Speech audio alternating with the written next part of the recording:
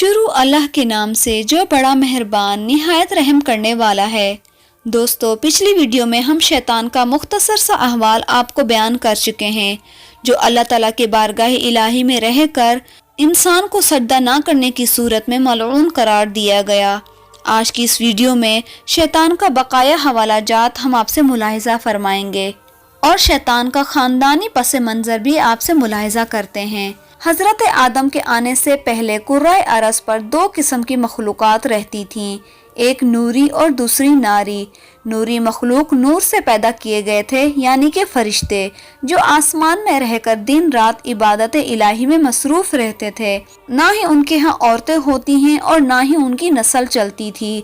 ناری مخلوق جنات تھیں، جو آگ سے پیدا کیے گئے تھے، یہ زمین پر رہتے تھے۔ ان کے ہاں عورتیں بھی ہوتی تھیں اور ان کی نسل بھی خوب پھیلتی تھی۔ جنات میں شر کا مادہ بہت زیادہ تھا۔ اکثر لوگ مجھے بھی فرشتہ سمجھتے تھے، لیکن میں جنات کی نسل سے ہوں، آگ سے بھڑکتے ہوئے شعلے سے پیدا کیا گیا ہوں۔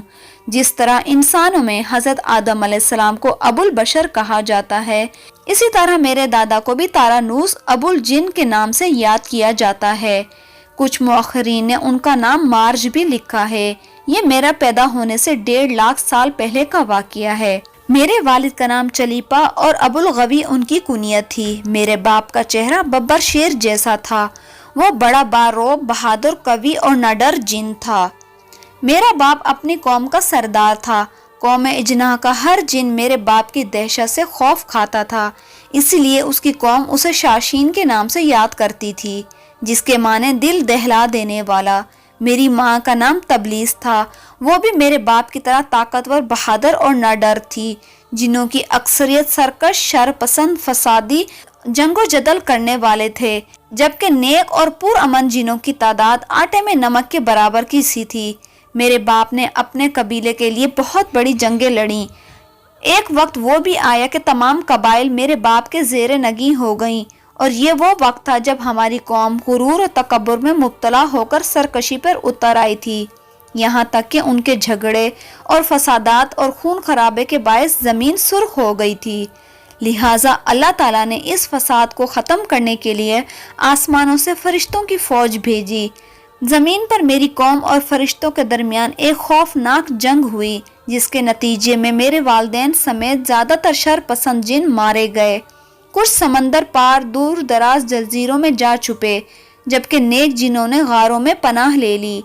اس وقت میں بہت کم سن تھا۔ اس تباہی پر ایک میدان میں کھڑا رہ کر زور قطار رو رہا تھا۔ میرے ارد گرد جنات کی لاشوں کے ڈھیر پڑے ہوئے تھے۔ فرشتوں کا کام ختم ہو چکا تھا۔ وہ آسمان پر اڑتے ہوئے واپس جا رہے تھے۔ اچانک فرشتوں کی ایک گروہ نے مجھے روتے ہوئے دیکھا تو زمین پر اتر آئے۔ میں نہایت و حسین و جمیل تھا اور چہرے سے معصومیت بھی ٹپکتی تھی۔ انہیں مجھ پر ترس آ گیا، چنانچہ ان کے رحم دل فرشتوں نے حضرت جبرائیل علیہ السلام کے ذریعے اللہ تعالیٰ سے مجھے ساتھ لے جانے کی اجازت طلب کی۔ پھر اللہ تعالیٰ کی رضا سے وہ مجھے گود میں لے کر پہلے آسمان پر اتر گئے۔ وہاں پر میری تعلیم و تربیت کا بہترین بندوبست کر دیا گیا۔ میں بہت ذہین تھا اور محنتی بھی۔ اپنا تمام تر وقت عبادت و ریاضت میں گزارتا تھا۔ اپنے اتالیق فرشتوں سمیت سب سے بہت کم بات کرتا تھا۔ اکیلا ہی آسمان کی سیر کو نکل جاتا اور گھنٹوں قدرت الہی کے راز کو جاننے کی ناکام کوشش میں اپنا سر کھپاتا رہتا۔ وقت تیزی سے گزرتا رہا۔ میرے سرد رویے نے مجھے فرشتوں میں مغرور اور مشہور کر دیا تھا، لیکن مجھے اس کی فکر نہیں تھی۔ میرا ہدف تو اللہ کا سب سے مقرب اور عبادت گزار بننا تھا، جس کے لیے میں دن رات ریاضت و عبادت میں مصروف رہتا تھا۔ یہاں تک کہ ایک دن اللہ نے مجھے دوسرے آسمان پر فائز فرما دیا، اور پھر گزرتے وقت کے ساتھ ساتھ اپنی علمی اور قابلیت کی بنا پر مجھے اللہ کا قرب بھی حاصل ہوتا چلا گیا۔ پہلے آسمان پر مجھے عابد کہا جاتا تھا، دوسرے پر زاہد، تیسرے پر عارف، چوتھے آسمان پر ولی، پانچویں پر تقی، چھٹے آسمان پر خازن اور ساتویں آسمان پر مجھے عزازیل کے نام سے پکارا جاتا تھا۔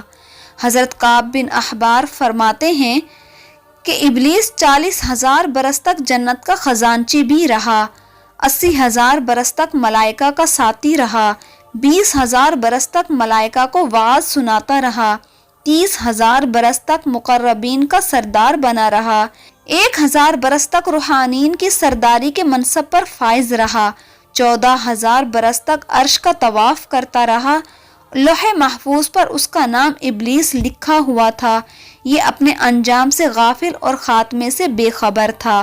ایک دن کا واقعہ ہے کہ میں ہفتے افلاک کی سیر کر رہا تھا تو مجھے پتا چلا کہ اللہ تعالیٰ ایک نئی مخلوق پیدا فرما رہے ہیں جس کے لیے دنیا کے ہر ایک کونے سے مٹی لائی گئی ہے۔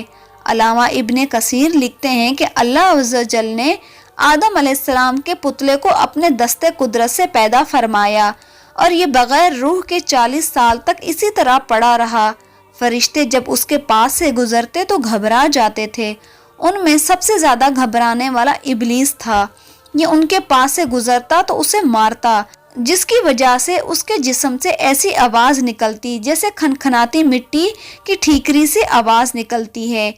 ابلیس اس جسم کے منہ کے اندر داخل ہوتا اور پیچھے سے نکل آتا اور فرشتوں سے کہتا تھا تم اس سے نہ ڈرو، یہ تو اندر سے خالی ہے، اگر میں اس پر مسلط ہو گیا تو اسے ہلاک کر ڈالوں گا۔ پھر وہ بھی دن آ گیا جب رب العالمین نے فرشتوں سے کہا کہ میں زمین پر اپنا ایک نائب بنانے لگا ہوں، وہ زمین پر میرے احکام کا نفاذ کروائے گا۔ فرشتوں نے عرض کیا اے پروردگار عالم، یہ زمین پر فساد برپا کریں گے اور وہ آپس میں خون ریزی کریں گے جیسے کہ جنات کرتے تھے، جبکہ ہم تو دن رات آپ کی تسبیح کرتے ہیں، آپ کی پاکی بیان کرتے ہیں۔ اللہ تعالیٰ نے فرمایا جو کچھ میں جانتا ہوں وہ تم نہیں جانتے۔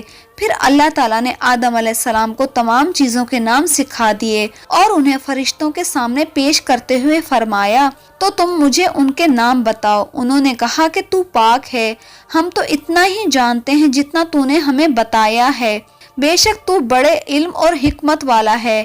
پھر اللہ نے فرمایا اے آدم ان چیزوں کے نام بتاؤ جو میں نے تمہیں بتائے ہیں۔ پھر آدم علیہ السلام نے انہیں تمام نام بتا دیے اور فرمایا کیا میں نے تمہیں نہیں کہا تھا کہ میں آسمانوں اور زمینوں کی چھپی ہوئی چیزوں کو جانتا ہوں اور جو تم ظاہر کرتے ہو اور جو تم چھپاتے ہو اسے بھی جانتا ہوں۔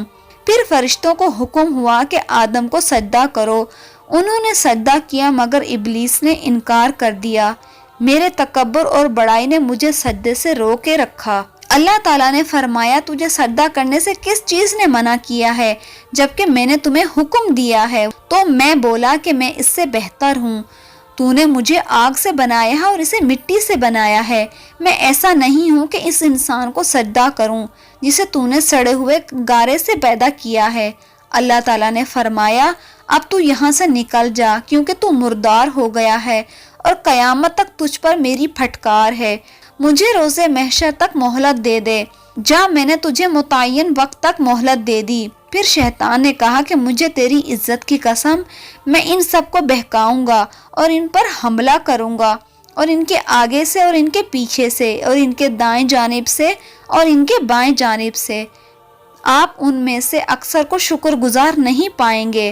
اللہ نے فرمایا یہاں سے ذلیل و خوار ہو کر نکل جا، ان میں سے جو شخص تیرا کہنا مانے گا میں ان سب کو جہنم سے بھر دوں گا۔ یوں بارگاہ خداوندی سے دھتکارے جانے کے بعد میں عزازیل سے ابلیس بن گیا۔ اپنے غرور اور تکبر کی بنا پر میری ہزاروں سالوں کی عبادت ضائع ہو گئی اور مجھے عرش سے فرش پر پٹخ دیا گیا۔ اور یہ میری داستان تھی اور اللہ تعالیٰ نے مجھے اتنی مہلت دی کہ میں روز قیامت تک انسانوں کو بہکاتا رہوں۔ اللہ تعالیٰ سے ہماری دعا ہے کہ اللہ تعالیٰ ہمیں شیطان مردود سے بچنے کی توفیق عطا فرمائے۔ ویڈیو پسند آنے کی صورت میں اسے لائک، شیئر اینڈ سبسکرائب کریں۔ جزاک اللہ۔